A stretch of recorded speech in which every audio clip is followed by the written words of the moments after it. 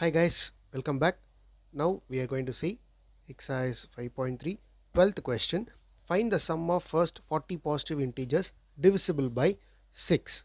Now the sequence of AP goes by 6, 12, 18, 24, and it goes on.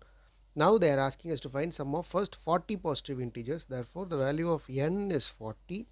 They are asking us to find the value of Sn.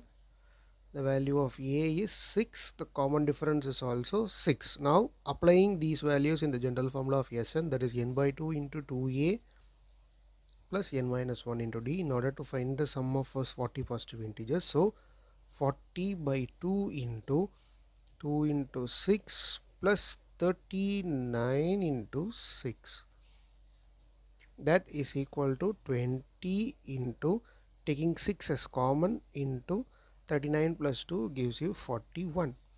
That is equal to 20 into 46. So this gives you